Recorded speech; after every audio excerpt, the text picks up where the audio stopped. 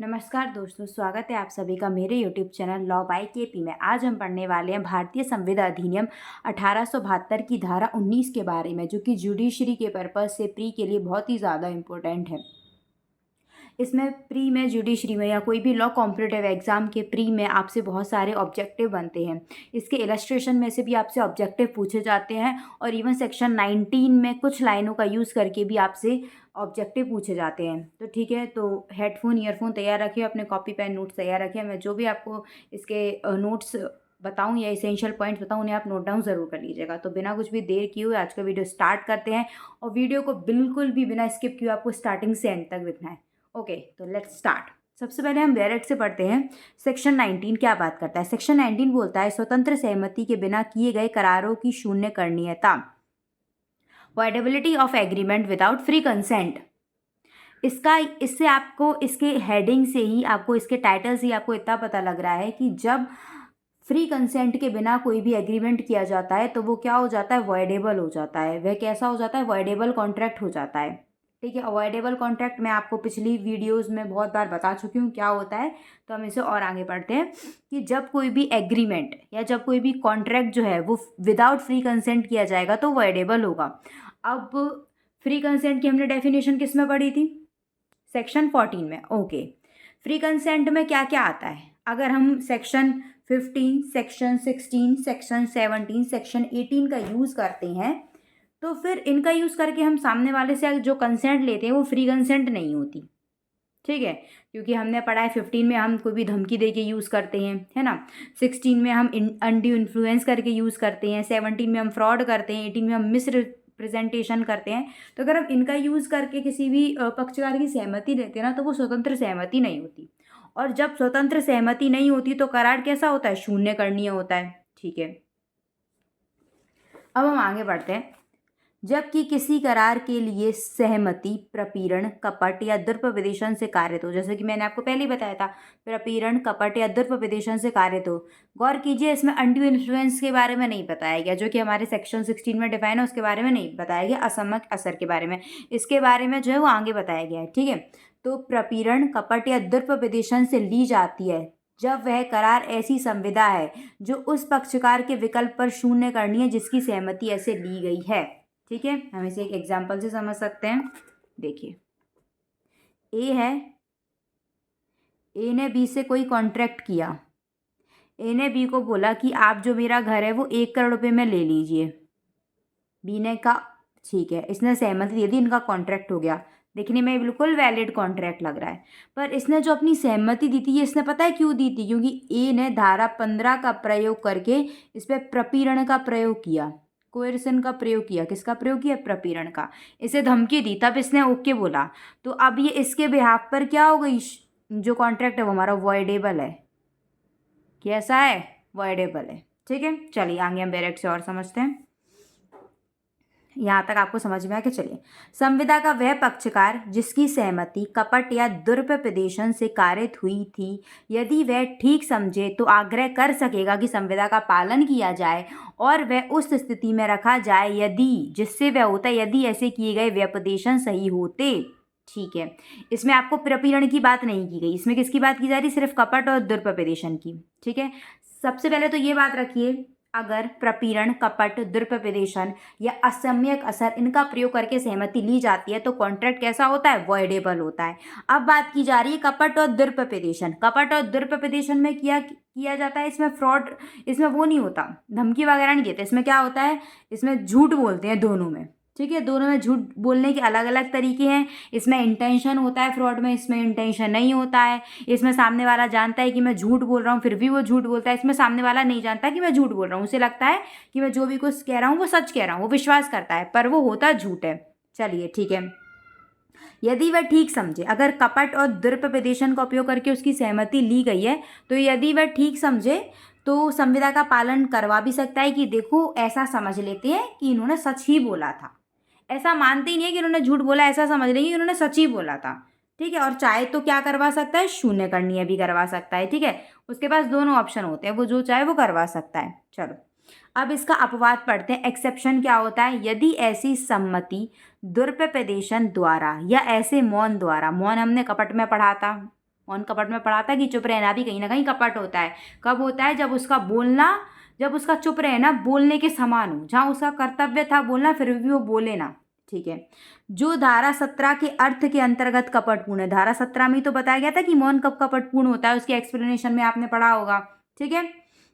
जब ऐसी सहमति द्व्युपदेशन द्वारा या ऐसे मौन द्वारा जो धारा 17 के अर्थ के अंतर्गत कपटपूर्ण है कारित की हुई थी, तो ऐसा होने पर भी संविदा शून्य करणीय नहीं है।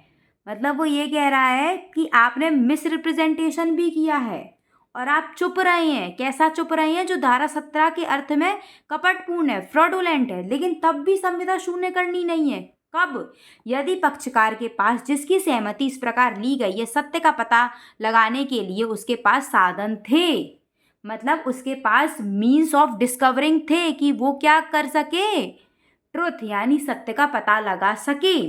अगर आपको सामने वाला घर बेच रहा है और आपसे बोल रहा है कि मेरा घर फुली फर्निश्ड है, तो आप उसके घर में जाके देख भी तो सकते हो कि फुली फर्निश्ड है कि नहीं है। ये तो आपके पास मीन्स ऑफ डिस्कवरिंग है ना।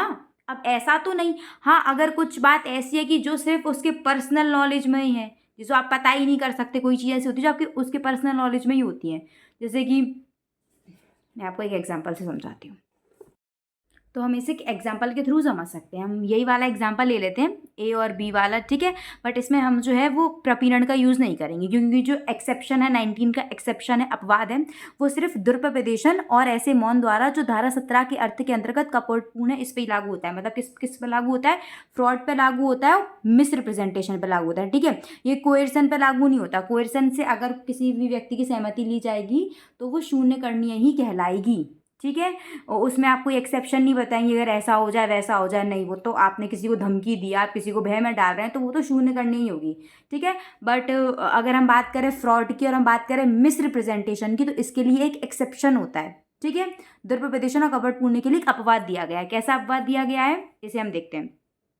इसमें ए ने बी के साथ एक कॉन्ट्रैक्ट किया है, मतलब ऐसे एक प्रपोजल दिया कि जो आप घर है ना, जो मेरा घर है वो 1 करोड़ रुपये में ले लो, मेरा जो घर एकदम फुली फर्निश्ड है, उसमें एसी वगैरह सब कुछ है। बी ने कहा ओके मैं ले लूँगा। अब बी के पास मीन्स ऑफ डिस्कवरिंग तो है ना, उसके पास सत्य का पता लगाने के लिए साधन है, जो कि साधन होते हैं मीन्स ऑफ डिस्कवरिंग होते हैं उसके पास है। वो जाके देख सकता है कि यहाँ ये फर्निश्ड है या नहीं फर्निश्ड है। वो ऐसा देखे नहीं और फिर बाद में जब घर फर्निश्ड नहीं हो तो बोल दे कि अरे आपने तो मुझे बताया था कि ऐसा है, या आप जब मैंने आपसे पूछा कि क्या आपका घर फर्निश्ड है तो आप बिल्कुल चुप रहे, आपने कुछ बोला नहीं। ठीक है। तो जब कोई भी ऐसा मिस रिप्रेजेंटेशन किया जाता है या फिर ऐसा मौन द्वारा, धारा 17 में बहुत सारे पॉइंट्स है, 5 पॉइंट्स हैं। ठीक है। इंटेंशन से कब विधि करती है, अच्छे 5 पॉइंट्स हैं, लेकिन 5 पॉइंट में से सिर्फ उसने यही वाला लिया कि कब मौन के द्वारा जो हमारा जो है वो कपटपूर्ण होता है। ठीक है। उसने बाकी पॉइंट्स को यूज़ नहीं किया, उसने सिर्फ यही वाला लिया। ठीक है। तो या तो मिस रिप्रेजेंटेशन हो और या फिर फ्रॉड हो, तो किस प्रकार का फ्रॉड हो कि ऐसे मौन द्वारा, बाकी और नहीं। 5 प्रकार हैं, बाकी 5 प्रकार नहीं, सिर्फ मौन द्वारा जब प्रकार हो, जब आपके पास मीन्स ऑफ डिस्कवरिंग हो, तो वो कैसा नहीं होता, अवॉइडेबल आप नहीं करा सकते। आपके पता लगाने के साधन थे और आपने पता नहीं लगाया तो फिर आप इसे वो अवॉइडेबल डिक्लेयर नहीं करा सकते। ठीक है। अब आपका आता है इसका एक्सप्लेनेशन। एक्सप्लेनेशन क्या बात कहता है? वह कपट या दुर्पदेशन जिसने संविदा की उस पक्षकार की सहमति कारित नहीं की जिससे ऐसा कपट या दुर्पदेशन किया जाए, संविदा को शून्य करणीय नहीं कर देता।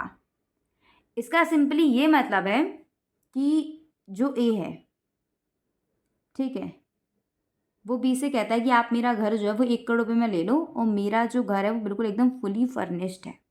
ठीक है। बी कहता है ओके। नाउ बी जाता है इसके घर पे और देख के आता है कि ये फर्निश्ड नहीं है और उसके बाद भी अपनी सहमति दे देता है। इसका मतलब है कि वह कपट या दुर्पदेशन जिसने संविदा के उस पक्षकार की सहमति कारित नहीं की, मतलब इस कपट या दुर्पदेशन के चक्कर में उसने अपनी सहमति नहीं दी, तो वो शून्य करणीय नहीं कर देता। ठीक है। मतलब इसने कहा तो दुर्पदेशन या कपट तो किया था, बट इसने अपनी कंसेंट उसके चक्कर में नहीं दी। इसको पता चल गया था कि देखो इसके घर फर्निश्ड नहीं है, ऐसा कुछ नहीं, फिर भी इसने अपनी कंसेंट दी, तो ये फिर अब जाके वाइडेबल नहीं हो सकता। ठीक है। इसे अपन एक बार और पढ़ते हैं। वह कपट या दुर्पदेशन, इसने कपट किया कि मेरा घर फर्निश्ड है, जिससे संविदा के उस पक्षकार की सहमति कारित नहीं की, पर इसने संविदा के इस पक्षकार की सहमति इसके कारण कारित नहीं की है जिससे ऐसा कपट या दुरुपवेशन किया गया था, जिससे ऐसा कपट या दुरुपवेशन ए ने किया था, इसने इसके चक्कर में सहमति नहीं दी, इसने इसलिए दी कि 1 करोड़ में घर मिल रहा है, अच्छी जगह पर घर मिल रहा है, मैं ले लेता हूँ, तो फिर संविदा को शून्य करणीय नहीं कर देता। ठीक है। अब आपकी बात आती है कि ये प्री में कैसे पूछेगा। प्री में कैसे पूछेगा कि 19 में स्वतंत्र सहमति के बिना किए गए करार कैसे होते हैं, आपको लिखना है शून्य करणीय होते हैं। ठीक है। आपसे एक और पूछ सकता है एक्सेप्शन में, यदि ऐसी सहमति या दुरुपवेशन द्वारा या मौन द्वारा, जो कि धारा 17 में बताया गया है, अगर व्यक्ति के पास सत्य का पता लगाने के लिए पर्याप्त साधन थे तो संविदा शून्य करनी होगी, नहीं, संविदा शून्य करनी नहीं होगी। स्पष्टीकरण, जब ऐसे कपट या दुरुपवेशन द्वारा जिससे पक्षकार की उस पक्षकार की सहमति कारित नहीं की है, तब ऐसा क्या होता है, शून्य करनी नहीं होती है। अगर आपसे कपट या दुरुपवेशन तो किया गया, पर जो सहमति आपने उसके चक्कर में नहीं दी। या इसका एक और एग्जाम्पल और है कि जिस पक्षकार से कपट या दुरुपवेशन किया गया उसका कॉन्ट्रैक्ट से कुछ लेना देना ही नहीं था। समझ रहे हो, आपने सी को बोल दिया कि मेरा घर एकदम फुली फर्निश्ड है, ऐसा वैसा, आपने सी को झूठ बोल दिया, पर सी का क्या काम, काम तो बी का है ना, बी को बेच रहे हो। ठीक है। एक तो ये भी मतलब होता है और एक ये मतलब होता है कि जो बी है, बी ने अपनी सहमति दी, आपने कपट तो किया पर बी ने सहमति आपके कपट के चक्कर में नहीं दी, उसको पता चल गया था। एक ये मतलब होता है, ये मतलब होता है कि आपने जिस पक्षकार से सहमति की है उस पक्षकार का कोई लेना ही देना नहीं है इससे। ठीक है। 2 मतलब होते हैं। समझ में आया। तो आपको पता चलेगा कि ऐसे प्री में इसमें से कैसे कैसे पूछ सकते हैं। हम इसके इलस्ट्रेशन और देख लेते हैं। चलिए इलस्ट्रेशन हम देखते हैं। इलस्ट्रेशन में क्या बोल रहा है, खा को प्रवंचित करने के आशय से, प्रवंचित मतलब धोखा देने के आशय से का जो है वो मिथ्या व्यपदेशन करता है। क्या करता है, मिस रिप्रेजेंटेशन करता है कि का के कारखाने में 500 मन नील प्रतिवर्ष बनाया जाता है। ठीक है। का क्या, ए बी से झूठ बोल रहा है, ए जो है ना वो बी से झूठ बोल रहा है कि मेरी जो कंपनी है या मेरा जो कारखाना है उसमें 500 नील जो है वो हर पर ईयर बनाया जाता है, तो बी खरीद लेता है, ये तो बहुत अच्छी बात है। तो ये इसके विकल्प में क्या हो गई, शून्य करने को, उसने झूठ बोला, मिस रिप्रेजेंटेशन दिया। ठीक है। अब ये क्या होती है, इंटरनल बात होती है, अब इसे पता नहीं लगाया जा सकता ना। ठीक है। अब आप कहोगे कि अभी तो आपने एक्सेप्शन में बोला कि अगर दुरुपवेशन द्वारा किया जाता है और आपको सत्य का पता लगा सकते थे आप, तो फिर ये तो शून्य हो जाएगा। तो बी तो सत्य का पता लगा सकता था ना कि इसकी कंपनी में इतना सच में होता भी है नील की नहीं होता है। कैसे पता लगाएगा, उसकी कंपनी है, उसका कारखाना है, उसमें कितना चीज़ होता है कितना चीज़ नहीं होता है, तो उसकी इंटरनल जानकारी है, पर्सनल जानकारी है। पर्सनल जानकारी पर ये अपवाद लागू नहीं होता। ये अपवाद तब लागू होता है जब कोई चीज़ ऐसी है जो आप पता लगा सकते हो। जैसे वो बोल रहा है कि मेरा घर फुली फर्निश्ड है, आप जाके देख सकते हो फर्निश्ड है कि नहीं है। ठीक है। अब वो बोले कि मेरा घर एकदम अच्छा बना हुआ है, एकदम मजबूती से बना हुआ है। अब आपको क्या पता मजबूती है कि नहीं है, उसने क्या किया है, कौन सी कंपनी की सीमेंट लगवाई है, कौन सी ईंट, मतलब समझ रहे हो, मैं एक एग्जांपल दे रही हूँ कि ये पर्सनल जानकारी है। आप ये पता लगा सकते हो कि हाँ इसका घर फर्निश्ड है या नहीं। आप ये कैसे पता लगाओगे कितना मजबूत है, ये तो वही बता पाएगा ना। ऐसे आप ये कह सकते हो भैया ये कंपनी में कितनी इनकम, या जो, ये तो वही बता पाएगा, उसकी इंटरनल जानकारी है कि इसमें कितना नील होता है कितना नहीं होता है, ये तो वही बता पाएगा, है ना। आप ये जानकारी लगा सकते हो कि आपको ये एम्प्लॉय ये कितनी तनख्वाह देता है, ये आप पूछ सकते हो। ये कैसे पूछ सकते हो, तो ये इंटरनल जानकारी जब होती है तो ये जो एक्सेप्शन है तब नहीं आता। ये एक्सेप्शन तब तब काम करता है जब जानकारी ऐसी हो जो आप पता लगा सकते हो। जानकारी को अगर आप खोजने की कोशिश करो तो आप पता लगा सकते हो, तब ये लागू होगा, अदरवाइज नहीं होगा। यही इसके ऐसे ही एक्सेप्शन मतलब इलस्ट्रेशन है, आप पढ़ सकते हैं। एक इलस्ट्रेशन में कोई भी और आपको समझाई थी, सेकेंड वाला ही देख लेते हैं। का दुरुपवेशन द्वारा खा को गलत विश्वास कराता है। ऐसा गलत विश्वास करा रहा है कि का के कारखाने में इतना इतना नील बनाया जाता है। खा कारखानों के लेखाओं की पड़ताल करता है जो यह दर्शित करते हैं कि केवल 400 जो है वो इतना ही नील बनाया जाता है। इसके पश्चात भी खा जो है वो कारखाने को खरीदता है। अब संविदा शून्य नहीं है, क्योंकि अब तुमको पता चल गया। अब आप बोलोगे अभी से तो इसमें आपने बोला कि शून्य करनी है, क्योंकि इसमें उसे पता नहीं चल पाया था ना। बाई चांस सोच लो उसने जो कारखानों के लेखाओं की पड़ताल भी की, तब भी उसको लेखाओं की पड़ताल में भी 500 ही लिखा दिखा, तो उसने कर लिया कि क्या पता 500 होता हो, फिर 500 नहीं हुआ तो शून्य करनी है। बट इसने लेखाओं की जांच की और इसको देख गया कि अरे इसमें तो यार 400 है, फिर भी तुम कर रहे हो। ये किसका, ये जो आपका जो एग्जाम्पल दिया गया ना, ये आपके स्पष्टीकरण का दिया गया, मैं आपको स्पष्टीकरण में बता रही थी। ठीक है, कि वह कपट या दुरुपवेशन जिसने संविदा की उस पक्षकार की सहमति कारित नहीं की जिससे ऐसा कपट या दुरुपवेशन किया गया था।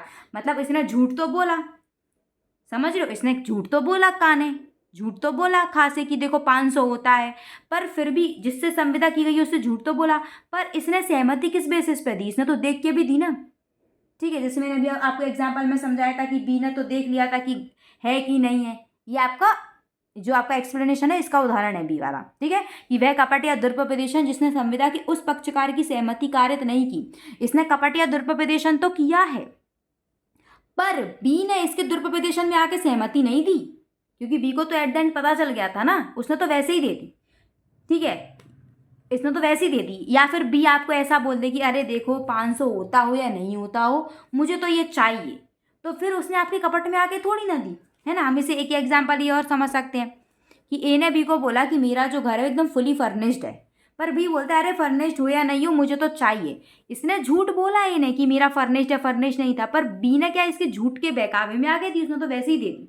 ठीक है, ये समझ में आ गया। चलिए अब हम बात करते हैं सेक्शन 19A। हाँ आपको, हाँ चलो दिख रहा है, चलो ठीक है। Section 19A। अब हम ऊपर हमने क्या पढ़ लिया था? कपट पढ़ लिया था, प्रपीड़न पढ़ लिया था, दुरुपदेशन पढ़ लिया था। हमने असम्यक असर नहीं पढ़ पाया था। अब हम असम्यक असर यानी अनड्यू इन्फ्लुएंस पढ़ेंगे। ठीक है, अनड्यू इन्फ्लुएंस क्या होता है? क्विक रिवीजन कीजिए। जहाँ एक पार्टी दूसरी पार्टी को डोमिनेट करने की कंडीशन में होती है, जैसे कि माता पिता बच्चे, टीचर स्टूडेंट, ठीक है, क्लाइंट एडवोकेट, ऐसे। चलिए, असम्यक असर से उत्प्रेरित संविदा को अपास्त करने की शक्ति, मतलब पावर टू सेट असाइड, मतलब cancel contract, induced by undue influence. ठीक है, जब किसी करार के लिए सहमति जो होती है वो असम्यक असर से ली जाती है, तब वह करार ऐसी संविदा है जो उस पक्षकार के विकल्प पर शून्य करणीय है। बात यही वही बोलता है कि शून्य करणीय है जिससे इस प्रकार की सहमति ली गई हो। ठीक है, इसका हम ये और पढ़ लेते हैं।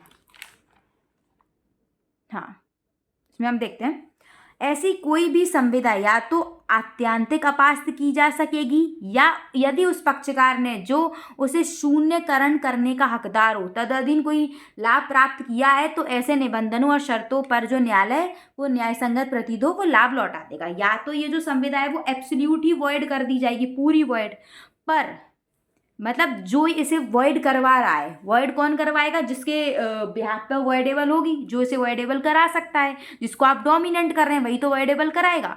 अगर उस पक्षकार ने कोई फायदा प्राप्त कर लिया है तो फिर ये न्यायालय देखेगा। ठीक है, न्यायालय को जो भी न्याय संगत प्रतीत होता है उन निबंधनों और शर्तों के अधीन रहते हुए फिर ये कराएगा। ठीक है, उन टर्म्स और कंडीशन के अधीन रहते हुए फिर जो न्यायालय है वो सही कराएगा। ठीक है, अब जैसे कि हम फॉर एग्जांपल इसे इसका एक इलस्ट्रेशन समझते हैं, उससे क्लियर हो जाएगा। का के पुत्र ने एक वचन पत्र पर खा के नाम से कूट रचना की। ठीक है, ये का के पुत्र ने एक वचन पत्र पर खा के नाम से कूट रचना की। का के पुत्र का अभियोजन करने की धमकी देकर का से कूट रचित वचन पत्र की रकम के लिए एक बंध पत्र खा अभिप्राप्त करता है। यदि खा उस बंध पत्र पर वाद लाए तो न्याय उसे अपास्त कर सकेगा। इसमें आप समझ रहे हो कि का का जो पुत्र है ना, उसने क्या कर दिया कि खा के नाम की कूट रचना कर दी, फॉर्जरी कर दी। ठीक है, का का जो बेटा, मान लो का का बेटा कौन था? आ था। आ ने इसके वचन पत्र पर इसके नाम से कूट रचना कर दी। का के पुत्र का इसने क्या, खा ने बोला कि देखो मैं तुम्हारे मतलब तुम्हारे जो बच्चे पर है ना, का के पुत्र पर, उस पर क्या करूंगा? अभियोजन करूंगा। ठीक है, उस पर क्या करूंगा? उस पर प्रोसिक्यूट करूंगा उसे। ठीक है, का से कूट रचित वचन पत्र पर जितनी भी रकम थी ना, उससे कहा कि मुझे वो रकम दे दो। ठीक है, अब यदि खा उस बंध पत्र पर वाद लाए तो न्यायालय उसे अपास्त कर सकेगा। मना कर दिया कि ये कोई बात थोड़ी ना, आप उसे धमकी दे रहे हो, असर का प्रयोग कर रहे हो, ऐसा। ठीक है, अब हम इसे और इसका एक और इलस्ट्रेशन समझ सकते हैं। एक साहूकार का एक कृषक खा को 100 रुपये उधार देता है। का क्या है? साहूकार है, वो खा को 100 रुपये उधार देता है और असम्यक असर से खा को 6% प्रति मास ब्याज पर 200 रुपये देने का एक बंध पत्र निष्पादित करने का उत्प्रेरित करता है। ठीक है, न्यायालय ऐसे ब्याज सहित जो न्याय संगत प्रतीत हो 100 रुपये के प्रति संदाय को आदेश खा को देते बंद पर तपास कर सकेगा। इसका सिंपल सा मतलब ये है कि ए ने बी को रुपए दे दिए 100 रुपये और बी से कहा कि तुम मुझे महीने के 200 रुपये दोगे। ऐसा थोड़ी ना होता, आपने 100 रुपये दिया, आप तो मतलब आप उसे डोमिनेट कर सकते हो, आप उसे कितने भी रुपये ले लोगे? नहीं। तो कोर्ट क्या करेगा? अब जब ये रुपये नहीं देगा तो जाहिर सी बात है का क्या करेगा? जो कि साहूकार है वो कोर्ट में जाएगा। प्रोसीडिंग फाइल करने के लिए, देखो ऐसा ऐसा हुआ।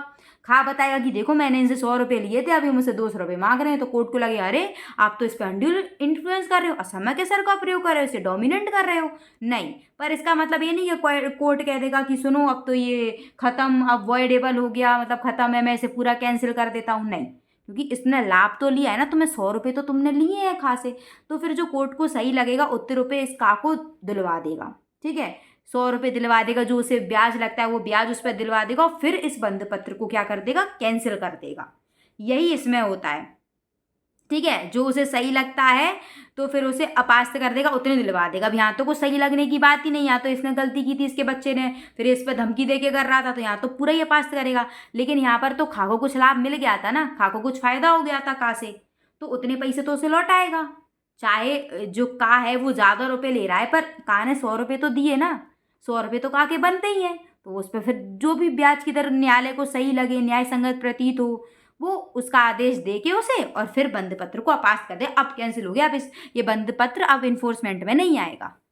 ठीक है, क्लियर हो गया। अगर आपको कुछ भी डाउट हो रहा हो तो आप मुझे कमेंट सेक्शन में ज़रूर पूछ सकते हैं, और वीडियो को लाइक कीजिए, चैनल को शेयर एंड सब्सक्राइब कीजिए। Till then bye bye.